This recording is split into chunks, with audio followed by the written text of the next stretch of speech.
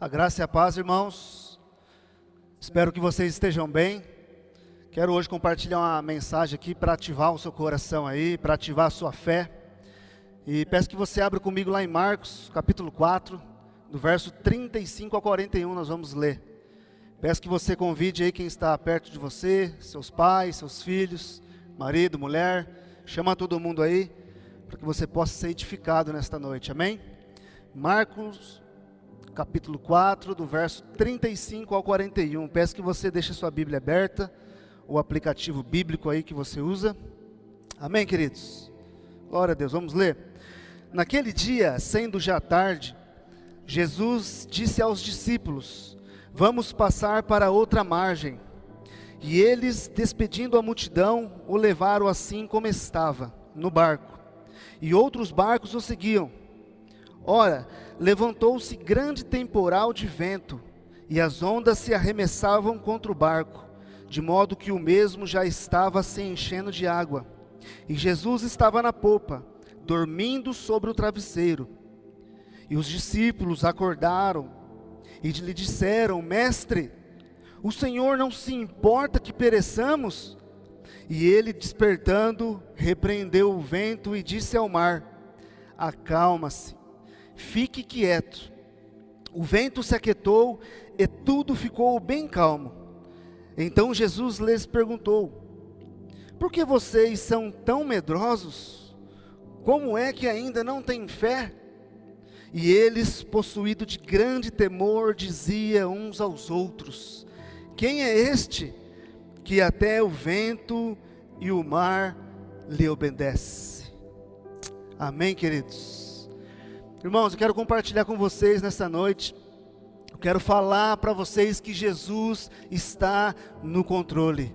E nós precisamos ter fé. Nós precisamos nesses dias ativar a nossa fé. Eu quero falar com você para que a tua fé seja restaurada nesta noite, amém? Então, a primeira coisa que eu quero falar com vocês é que a fé é o fundamento básico para viver milagres. A fé é um fundamento básico para vivermos milagres. A fé não é positivismo. Sabe, querido, se você pegar um boleto na sua mão e ficar declarando: isso não é um boleto, isso não é um boleto, isso não é um boleto, ele não vai deixar de ser um boleto, porque isso é positivismo. A fé é você declarar, mesmo estando desempregado, mesmo não tendo condição financeira, é você declarar diante de um boleto: Senhor, eu creio que o Senhor pode todas as coisas, e o Senhor vai abrir uma porta de emprego, e um milagre vai acontecer, alguém vai abençoar a minha vida, eu vou conseguir pagar este boleto. Isso que é fé. Fé não é pensamento positivo. Fé é você crer num Deus vivo e real. Amém, queridos? Então, a fé não é a negação de um problema. A fé é crer que há um Deus que age em meio a eles. Então, antes de nós voltarmos ao texto e eu esboçar ele para você, eu quero dizer nessa noite para você 4 verdades que você precisa saber. E a primeira verdade é que as tempestades, elas chegam em nossas vidas inevitavelmente. Nenhum de nós vive só coisas boas, independente do seu nível espiritual, da sua cor ou da sua classe social. A luta chega para nós todos, para todos nós. Então as tempestades são inevitavelmente, ela chega para todos. A segunda verdade que você precisa saber nesta noite é que as tempestades são imprevisíveis. Elas chegam de surpresa, elas não mandam aviso prévio, e muitas vezes ela coloca a minha e a sua vida de ponta cabeça. Dias ruins, uma notícia que chega num dia ruim, o desemprego chega, é o divórcio que quer se instalar dentro da sua casa, talvez um filho na droga, uma doença, situações que você não pode fazer nada. E é assim que as tempestades chegam, imprevisíveis. A terceira verdade que você precisa saber é que as tempestades são inadministráveis. Você não consegue administrar. Os discípulos nessa passagem perderam o controle do barco, e talvez seja assim alguma fase da sua vida ou da minha vida, talvez você esteja passando por isso, e nós estamos passando por isso no Brasil e no mundo todo. Os problemas chegam e nós não podemos fazer nada. E aqui nessa passagem os discípulos, eles sentem uma incapacidade, uma impossibilidade de fazer algo diante daquela cena.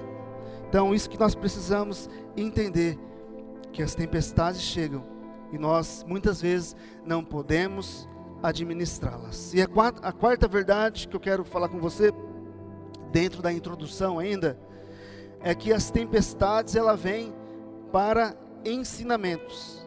Nós somos um povo que não cremos em sorte, que nós não cremos em olho gordo, nós cremos num Deus soberano, todo-poderoso.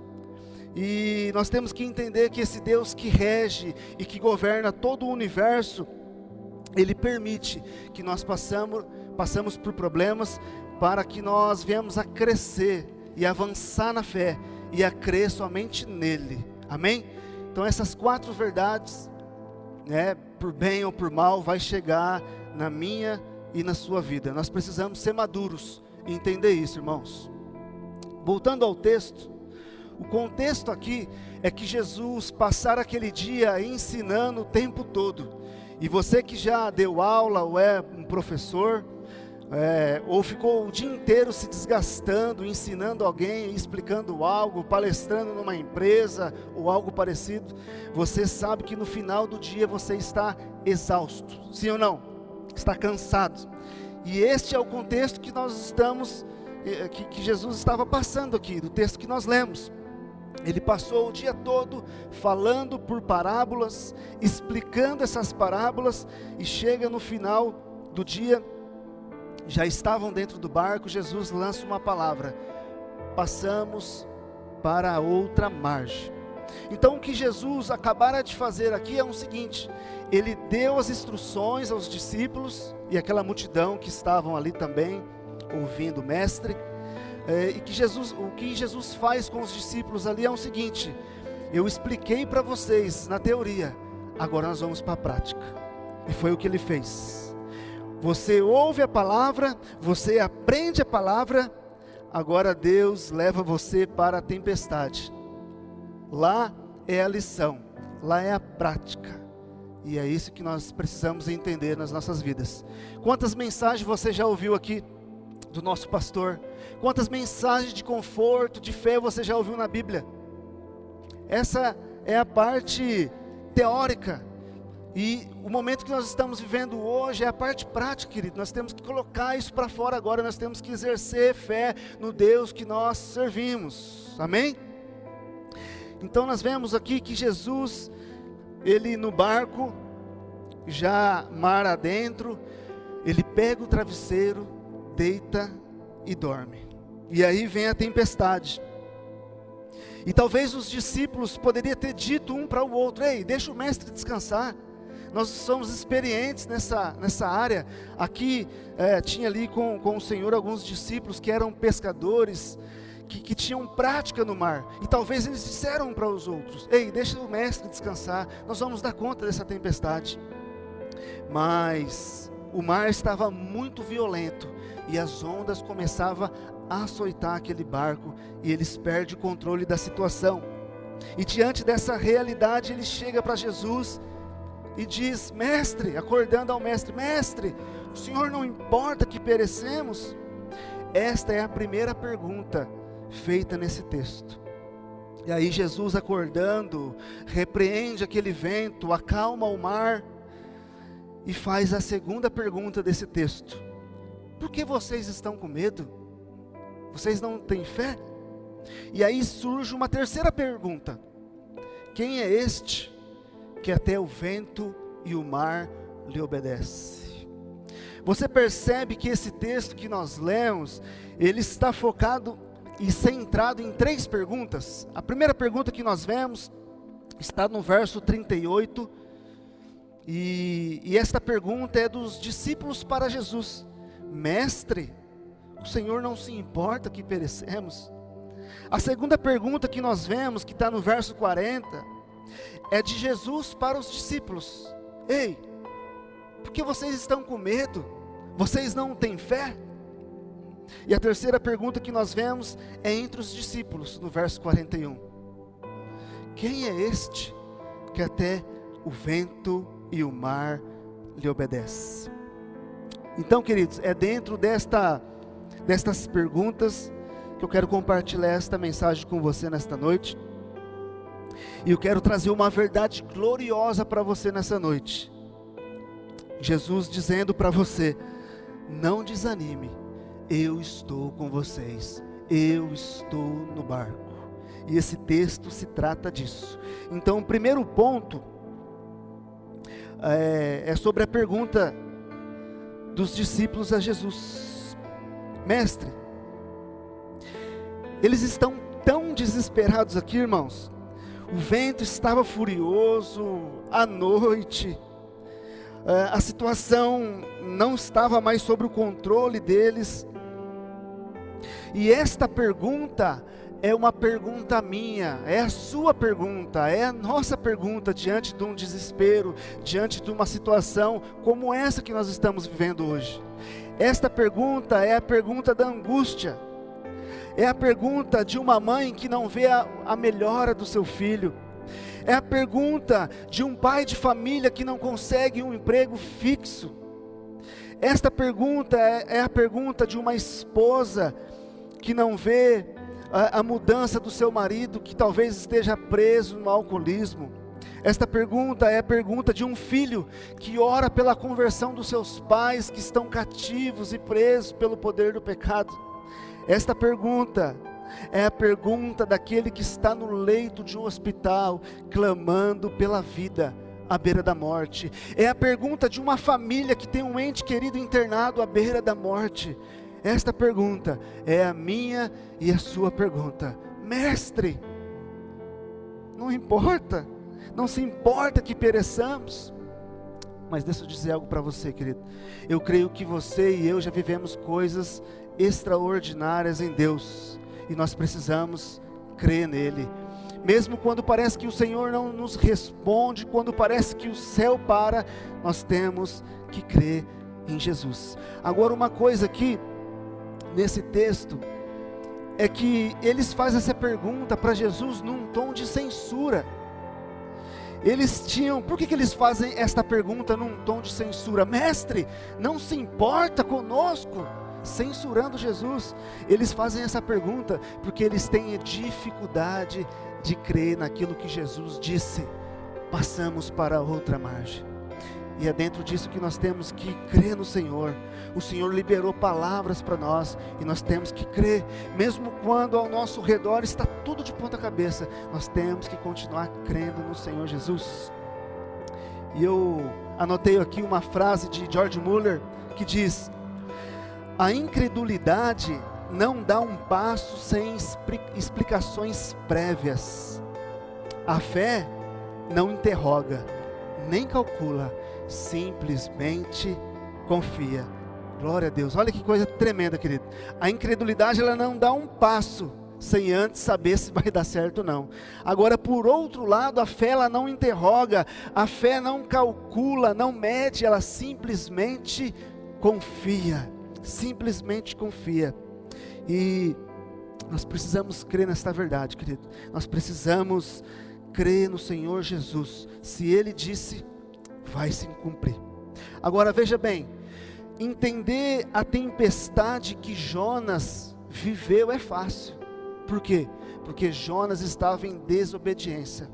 Agora, talvez você está passando por um problema, diante do problema que existe, e você é um cristão, é uma mulher de Deus, um homem de Deus, que faz tudo certo, e talvez você se pergunta, por que isso está acontecendo comigo? Eu sirvo a Deus, eu tenho meu devocional, eu amo a Deus de todo o meu coração, e por que isso está acontecendo comigo? Por isso que eu falei para você, entender a tempestade que foi atrás de Jonas é fácil, mas entender a tempestade de quem está fazendo tudo certinho, essa é a nossa dificuldade. Essa é a nossa dificuldade. Mas nós temos que crer que mesmo quando nós passamos por essa dificuldade, Deus não perdeu o controle, querido. Deus não perdeu o controle. E essa é a crise dos discípulos. Eles passaram o dia todo com o Senhor, ensinando aquela multidão à beira-mar, aquela multidão na praia, e eles ali dentro do barco, junto com o mestre, o dia todo. Porque nós estamos passando por isso? Eles não compreendiam também. Então, há uma crise ali naquela noite, dentro daquele mar com os discípulos. E talvez possa ser a sua crise hoje. Querido, Deus nos chamou para viver por fé e não por vista. Mesmo que nós não vemos Deus trabalhando, Ele está trabalhando, querido. Ele está trabalhando. Por mais que existam impossibilidades que tentam parar você, também existe realidades de fé para impulsionar você, para que você possa romper, para que você possa viver o sobrenatural de Deus. Creia nisso. Às vezes parece que o céu, como eu já disse, parece que o céu para, que não há resposta, que não há alívio. Mas e aí? Nós vamos parar ou vamos continuar crendo? Mesmo quando nós não vemos a mão de Deus, mesmo quando nós não sentimos que o céu está nos respondendo, nós precisamos crer. Nós precisamos crer. Amém? O segundo ponto tem a ver com a segunda pergunta, né? Por que vocês estão com medo? Por que vocês ainda não têm fé? Por que Jesus fala? Por que vocês ainda não têm fé? Se você ler o capítulo 1, capítulo 2, capítulo 3 de Marcos, Jesus fez vários milagres e os discípulos estavam com ele. O que eles tinham que fazer era simplesmente crer por tudo aquilo que eles viveram, mas também eles tinham que crer. Por isso que Jesus adverte eles: ei, por que vocês estão com medo? Por que vocês não creem? Por que vocês ainda não têm fé? Porque eles tinham que lembrar no que Jesus disse no verso 35: passaremos para a outra margem, simplesmente por isso. É claro que a cena que eles estavam vivendo não era nada fácil, mas eles tinham que crer, porque Jesus prometeu. E deixa eu dizer algo para você, irmão: promessa de Jesus e realidade são a mesma coisa. Vou repetir, grava isso no seu coração: promessa de Jesus e realidade são a mesma coisa. Se Ele prometeu, Ele vai cumprir, Ele cumprirá. Glória a Deus. A incredulidade, querido, ela para o mover de Deus. Deixa eu te explicar isso. Não porque a incredulidade ela tem um poder sobre o mover de Deus. Não, não é isso. É porque Deus age por fé, no meio da fé, entende? As Escrituras, ela nos relata que Jesus não fez muito milagre numa cidade por causa da incredulidade do povo. E as Escrituras nos relatam que Jesus foi embora daquela cidade, sem operar muito milagre. Por quê? Por causa da incredulidade do povo. Então a incredulidade, quando eu e você somos incrédulos, ela para o mover de Deus, porque Deus age pela fé. Deus age pela fé. Então, se algo que os discípulos precisavam acreditar naquele dia, e eu e você precisamos acreditar nesses dias, é que a primeira coisa, dentro do ponto 2, eles deveriam ter fé por causa da promessa de Jesus. Eu creio que Jesus tem promessa para a sua vida. Jesus fez promessas pessoais para você, mas também tem as promessas bíblicas para nós todos, para a sua amada igreja. E nós precisamos ter fé. Aqueles discípulos precisavam ter fé por causa da promessa de Jesus, entende? Outro motivo, eles precisavam ter fé por causa da presença de Jesus. Jesus estava com eles. Eles precisavam ter fé por causa disso. O Mestre estava ali. E o Mestre está com você. O Mestre está conosco. Ele está presente através do teu Santo Espírito. E nós precisamos ter fé por causa disso, querido. Nos dias difíceis, nos dias maus, nos dias bons, Ele está conosco, independente daquilo que estejamos vivendo ao nosso redor. Ele está conosco o tempo todo, irmãos. Então nós temos que ter fé por causa da presença de Jesus. assim como aqueles discípulos naquela noite. Jesus estava no barco. A terceira coisa, dentro do ponto 2 ainda, eles deveriam ter fé por causa da paz de Jesus. Jesus estava ali dormindo, estava na paz, estava tranquilo, estava sereno. Eles deveriam ter olhado para Jesus dormindo, mesmo em meio àquela tempestade, falar: olha, eu quero ter essa paz, eu quero descansar assim como o meu Senhor está descansando em meio à tempestade. E não olhar para a tempestade e se desesperar, queridos. Então, nesses dias nós precisamos ter a paz que excede todo entendimento, a paz que Ele já liberou para você, a paz que já está disponível para você, querido. Nós temos que descansar em Jesus, temos que descansar. E eles também deveriam ter fé por causa do poder de Jesus. Nós temos que ter fé por causa do poder de Jesus. Os discípulos não tinham que ter fé só pelo poder de parar o vento e de parar o mar, mas pelo poder daquilo que eles já tinham vivido em Cristo, na presença de Cristo. Então essas 4 realidades têm que fazer parte da sua vida. A primeira, a promessa de Jesus. O segundo, a presença de Jesus. A terceira, a paz de Jesus. E a quarta, o poder de Jesus. Essas palavras estão sobre a sua vida, queridos. Essas realidades estão sobre a sua vida. Nós temos que entender que as rédeas podem fugir das nossas mãos, mas as rédeas não fogem das mãos de Jesus. Nós podemos perder o controle, mas Ele não. Tudo está sob o controle. Ele está no controle de todas as coisas, irmãos. Descanse no Senhor, descanse na promessa de Jesus, descanse na presença de Jesus, descanse na paz de Jesus e no poder de Jesus Cristo sobre a sua vida. Charles Spurgeon, ele diz uma frase que eu achei sensacional. Ele diz assim: a fé salvadora aprende em acreditar em contradições, a rir das impossibilidades e dizer: isso não pode ser, mas mesmo assim será. Glória a Deus, querido. Olha que tremendo. É rir das impossibilidades e declarar e dizer: isso não pode ser, mas mesmo assim será. Eu creio. Mas por favor, irmãos, não confunda a fé. Mais uma vez eu vou repetir isso: não confunda a fé com pensamento positivo. Mesmo quando você declara algo sobre uma situação, mesmo quando você declare que os ventos cessem, mesmo se ele não cessar, Deus continua sendo Deus. Deus continua sendo Deus. Amém? Essa é a diferença. Nós temos que entender a vontade de Deus.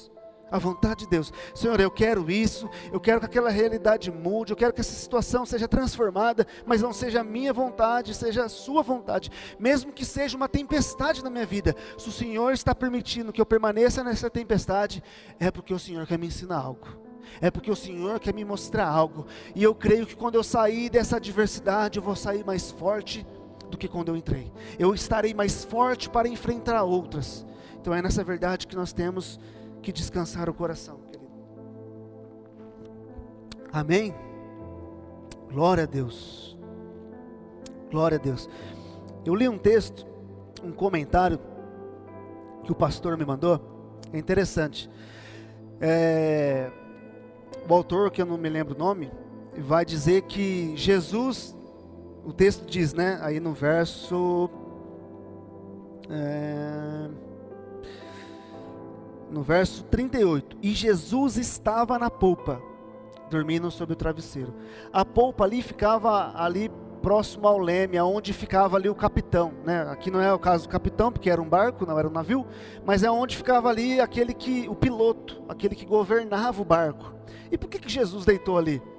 Né? Esse comentarista, ele diz que Jesus fez isso de propósito, para que os discípulos pudessem entender que ele estava no controle, que nada fugiu do controle, que mesmo eles dormindo, ele estava dormindo para mostrar para os discípulos também, além do cansaço físico, né, por causa da humanidade de Jesus, mas ele estava dormindo para dizer para os discípulos: ei, descanse o coração.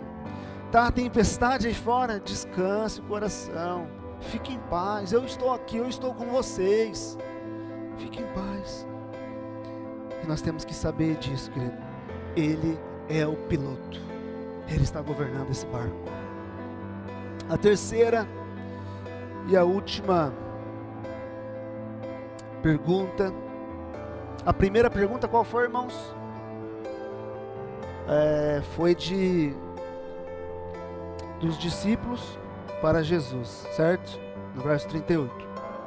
A segunda pergunta foi de Jesus para os discípulos, aí no verso 40. E a última pergunta é entre os discípulos. É sobre isso que eu quero já indo para o fim. E permaneça aí com o coração aberto, permaneça aí com o espírito ativado, para que você possa receber isso. Eles conheciam Jesus, sim ou não? Nós conhecemos Jesus. Nós, como já disse no começo, nós vivemos milagres, tivemos experiências com Jesus, assim como aqueles discípulos tiveram. Eles ouviram os ensinamentos de Jesus, participaram dos milagres com Jesus, mas agora eles estavam numa experiência, eles viveram uma experiência extraordinária. Então eles ficam chocados diante daquilo, eles ficam emocionados diante daquilo, e perguntam um para o outro: quem é este? Mas na realidade eles nem precisavam ficar desse jeito, porque eles já tinham vivido coisas em Deus, eles já tinham tido experiências em Deus.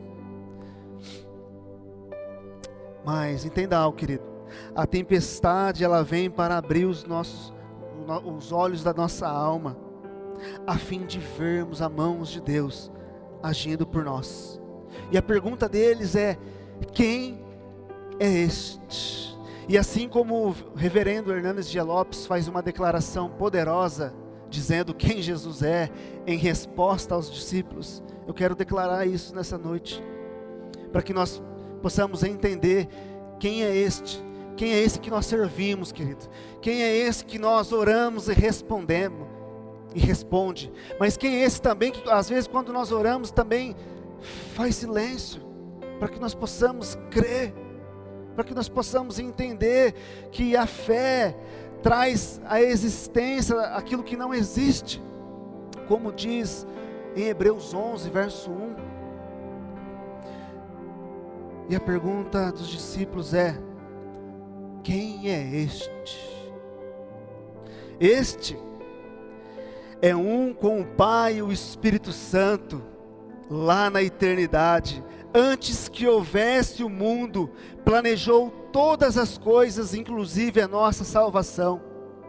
Este é aquele que no princípio criou todas as coisas, e sem Ele, nada do que existe teria se feito. Quem é este? Este é aquele que sustenta todas as coisas pela sua palavra. Este é a semente da mulher que nasceu para esmagar a cabeça da serpente. Quem é este? Este é aquele que os patriarcas falaram, que os profetas apontaram. Este é o maravilhoso, o conselheiro, o Deus forte, o Pai da eternidade e o príncipe da paz. Quem é este? Este é o sol da justiça, a brilhante estrela da manhã. Quem é este? Este é aquele que foi simbolizado, o Cordeiro da Páscoa, cujo sangue passado nos umbrais da porta para livrar os primogênitos da morte. Quem é este? Este é aquele que foi simbolizado pela arca, com aquilo que havia dentro da arca, as tábuas da lei, a vara de Arão e o maná que descia do céu. Quem é este? Este é aquele que nasceu da mulher sobre a lei para ser o nosso Redentor. Quem é este? Este é o Verbo eterno, a luz que ilumina e se fez carne entre nós. Quem é este? Este é aquele que andou por toda parte fazendo bem, libertando os oprimidos do diabo. Os cegos o viram, os mudos falaram, os surdos ouviram, os coxos andavam, os leprosos foram purificados e os mortos ressuscitaram. Quem é este? Este é o grande eu sou, o pão da vida, a luz do mundo, o bom, o grande, o bom pastor, a ressurreição e a vida. Este é o caminho, este é a verdade, este é a videira verdadeira. Quem é este?